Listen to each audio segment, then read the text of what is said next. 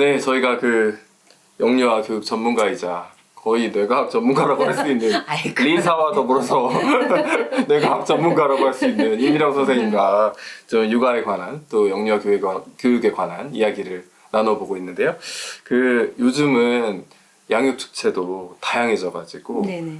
예전처럼 이제 엄마 아빠만 하는 게 아니라 아니죠. 예전에도 사실은 예전에는 엄마, 아빠, 옛날에는 부모, 이모, 삼촌, 할아버지, 할머니 모두 다 했죠. 네네. 근데 제가 볼 땐 특별히 이 조부모 육아가 요즘 왜 그런지 모르겠는데 조금 더 좀 확대되고 좀 뭔가 네, 일종의 좀 커지고 있어요. 깊이가 깊어진 게 아닌가 약간 그런 생각을 좀 하게 돼요. 자연스럽게 하게 네네. 되는데 네. 선생님께서도 이제 손주 육아를 하시잖아요. 네. 그래서 조부모 육아의 세계에 이제 들어가시고 여러 해 활동을 하셨는데 저는 이제 거의 끝나간다고 봐요. 아 그러시군요. 네네. 그 처음에 들어가실 때 네네. 어떤 생각을 가장 많이 하셨나요? 처음에는 이제 그 애들 엄마가 너무 힘들어하니까. 아. 왜냐면 이제 처음에 이제 신생아기 때 애들이 2시간 간격, 뭐 짧게 1시간 간격 계속 깨고 네. 거의 잠을 못 자잖아요. 근데 이제 저희 집에 있는 애들 엄마가 원래 잠이 많아요. 네. 다른 사람보다 잠이 많아요. 아 10시간씩 자던 아. 사람이에요. 근데 자긴 이제 원래 자야죠. 이제 몸을 네. 움직이는 이제 그런 이제 무용을 하는 이제 그런 직업이었는데 그 대신 잠을 많이 자야 돼요. 네. 이제 그런 특성을 알기 때문에 애를 낳을 수 있을까? 애를 낳아서 기를 수 있을까? 가족들이 전부 걱정을 했던 거예요. 네. 근데 애를 수풍하고 잘 낳았어요. 네. 축하드립니다.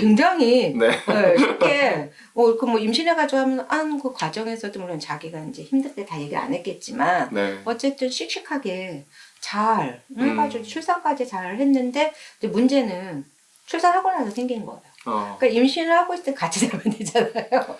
근데 이제 아기가 자꾸 깨는데, 근데 또 남편 직업이 이런 어떤 정기적인 출퇴근하는 직업이 아니라, 아까 이제 그 일종의 이제 프리랜서, 그러니까 이제 뮤직비디오 감독, 뭐 스튜디오 운영 이런 걸 예, 하니까 이제 일이 많을 때는 이제 밤샘 작업도 하고 출장도 가고 그러니까 독박 육아를 해야 되는 거예요. 아, 그 시기에 이제 혼자서 계속 일어났다. 제가 볼 때는 부모가 될지 제일 처음 겪는 어려움 그거예요. 네. 잠을 잘 수 없다는 거. 맞아요. 네. 잠을 잘 수가 네. 없습니다. 잠을 잘 수가 네. 없으니까 엄마 아빠 다 굉장히 아주 신경이 이제 곤두선 그런 상태에서 계속 사실은 그게 생존의 위협이거든요. 잠을 못 잔다고 하는 게. 그러니까 맞습니다. 알고 보면 육아는 사실은 헌신인 거예요. 아, 네. 이런 게 아이를 키우는 건 줄 알았으면 절대로 임신 안 했다. 아, 자기는 너무 미칠 것 같다. 예. 그 너무 이제 괴로워하더라고요. 요즘 뭐 이렇게 막 정보도 많고 친구들하고 또 막 이렇게 주고받고 이러면서 좀 버텼는데 그 중간중간에 이제 그러면 원하는 게 뭐냐. 그러니까 가가지고 이렇게 뭐 이렇게 애를 조금 봐주고 뭐 이런 거는 도움이 안 된다. 그러니까 차라리 전적으로 몇 시간이라도 그냥 자기 문 닫고 들어가서 잘 테니까 아이를 전적으로 길게 봐달라.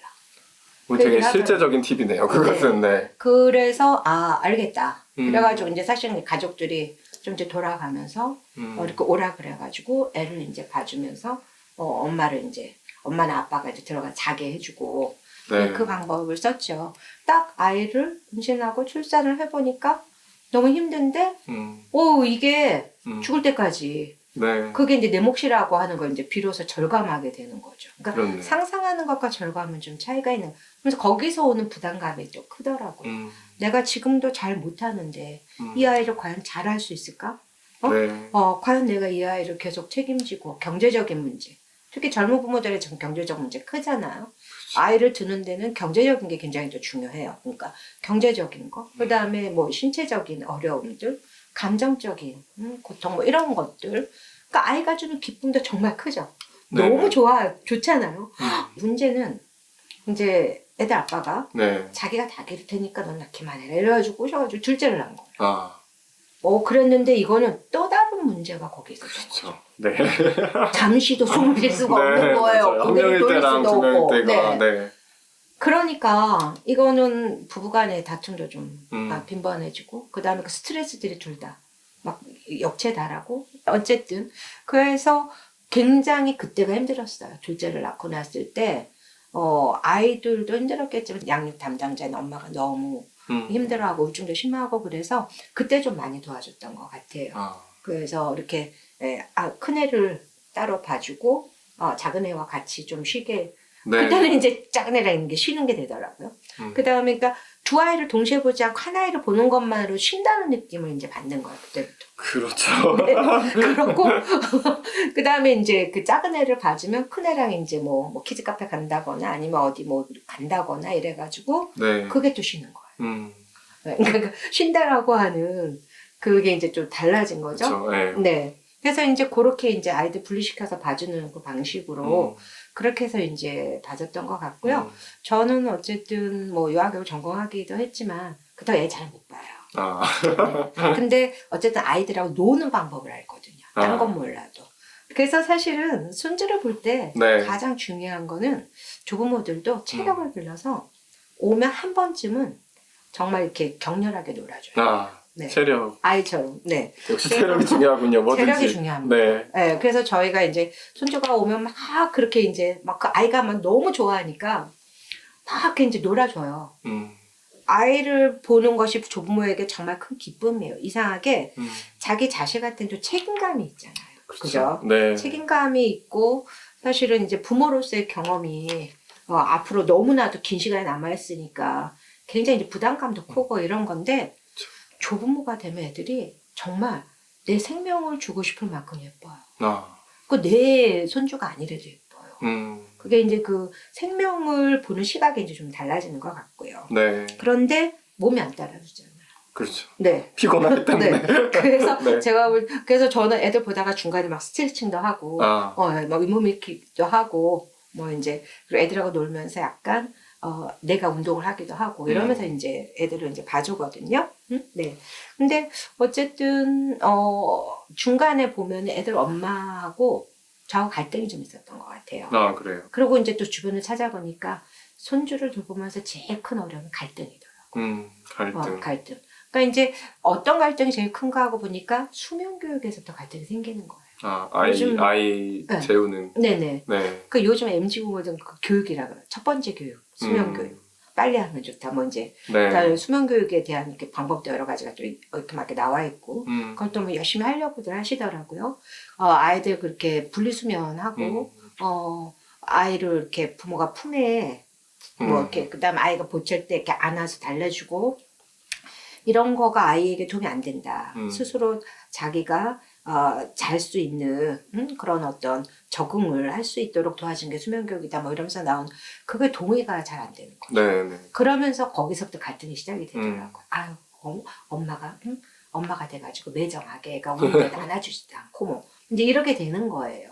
그러면 그 엄마 입장에서는 그게 아니라 내가 매정해서 그런 게 아니라 아이가 스스로 잘 수 있는 그 힘을 길러줘야지 아이에게 편한 거니까. 네네. 네, 그리고 그렇게 자야지 서로 양질의 수면을 이뤄야 관계도 좋아지는 그런 건데 그게 잘 안 되는 거죠. 조부모가 되면 애들이 요구하는 걸 다 들어주려고 그래요. 그렇죠. 근데 이제 아이들은 사실 한계를 배워야 되는 건데 근데 한계를 배워야 되는 시기가 따로 있어요. 많이 세무라도 애들이 좀 독립적으로 움직이고 자기 고집이 생기면 그때부터 이제 정확하게 한계를 같이 설명도 해주고 많이세요? 네, 만이세 무렵부터 해야지 그 만이세 전부터 아예 안 돼! 뭐 이러고 그 한다거나 우리가 흔히 훈육이라고 하는 행동에 대한 통제 그거는 사실은 요즘 좋지 않다라고 보는 입장인데 네. 이상하게 MZ 부모들 사이에 아이를 어렸을 때 훈육을 해야 된다. 그래야지 힘들지 않다. 특히 아들은 더 그렇다. 뭐 이런 것들을 너무 이제 맹신을 하니까 이제 그런 거에서 또 갈등이 생기는 거예요. 그럴 수 있겠네요. 네. 네. 근데 이제 어제 중요한 게 있어요. 아이는 내 아이가 아니에요, 손주는. 그렇죠. 손주는 네, 그 부모의 아이인 거예요. 그렇기 때문에 아이가 아직 크기 전까지 결정권 부모한테 있기 때문에 그걸 넘어서면 안 돼. 그래서 우리는 지원을 해주는 사람이라죠, 조부모가. 아이를 더 잘 키우는, 그래서 내가 아이를 키우는 사람이 되어서는 안 돼요. 그건 본인에게도 좋지 않고, 부모에게도 좋지 않고, 아이에게도 좋지 않아요. 그렇고, 그렇기 때문에 이제 실제 조부모 육아에서 가장 중요한 거는 부모의 의견, 요구사항, 이런 것들을 좀 잘 물어봐 주는 게 필요해요. 네. 오늘은 애하고 뭘 할까? 요즘 뭐 힘든 게 뭐야? 뭘 내가 해주면 좋겠어? 뭘 도와줄까? 언제 도와줄까? 어떻게 도와줄까? 애 재울 때는 어떻게 해? 그 아이가 이럴 때는 넌 어떻게 했으면 좋겠어? 그래 그럼 나도 그렇게 해볼게. 그게 이제 뭐냐 일관성이에요. 그러니까 우리가 부모의 양육 태도에서 가장 중요한 게 다양한 양육자들이 함께 있잖아요. 네. 예를 들면 가정과 기관이라거나 그 다음에 가정에서 엄마 아빠라거나 조부모라거나 이런 사람들이 일관성을 가지고 아이를 대해야 돼요. 그래야지만 아이가 자기가 무엇을 해도 되고 안 되는지를 아는 거예요. 지금 또 말씀해주신 거 생각해 보면 이제 네.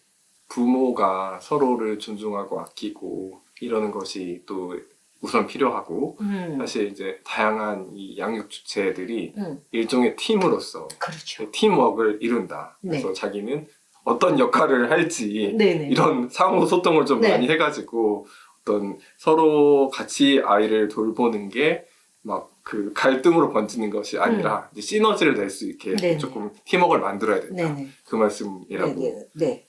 요약을 해도 되겠죠? 네. 그래서 부모가 조부모가 뭐 하는 거가 마음에 안 들면 계속 꾹꾹 눌러 참지 말고요. 아, 그거를 이렇게 기록을 해놨다가 기록을 전달을 네. 이렇게 하면서 그냥 이렇게 좀 감정 섞지 말고 편안하게 얘기를 하세요. 엄마 이런 거 할 때 이렇게 했는데 다음부터 이렇게 해주는 게 좋겠어. 나는 그렇게 아이를 키우고 싶어. 라고 이제 이야기를 하면 그거를 조부모는 수용해 주는 거. 네. 그래서 좀 자주 소통을 하는 게 또 중요한데 우리가 또 그런 대화 잘 안 하잖아요. 그렇죠. 소통하면 싸우기 때문에. 네네. 네. 결국엔 어른들이 소통을 안 하는 게 음. 큰 문제지. 사실 아이 자체가 네네. 문제가 있는 건 아니다. 네. 어쨌든 좀 조부모와 부모 당사자가 그래도 서로 대화를 나누고 고마운 거 고맙다. 네. 그 다음에 사랑한다, 힘들다, 뭐 이런 말들을 좀 감정적인, 정서적인 그런 언어를 서로 자주 대화를 자연스럽게 나누는 거. 네. 그게 오히려 서로 마음을 다치지 않는 거 같아요. 네. 아니 이 주제는 다음에 네. 한 번 더 이야기를 나눠야 될 것 네, 같습니다. 네, 너무 네. 중요하고 네, 또 네. 깊은 이야기를 할 수 있을 것 네, 네. 같습니다.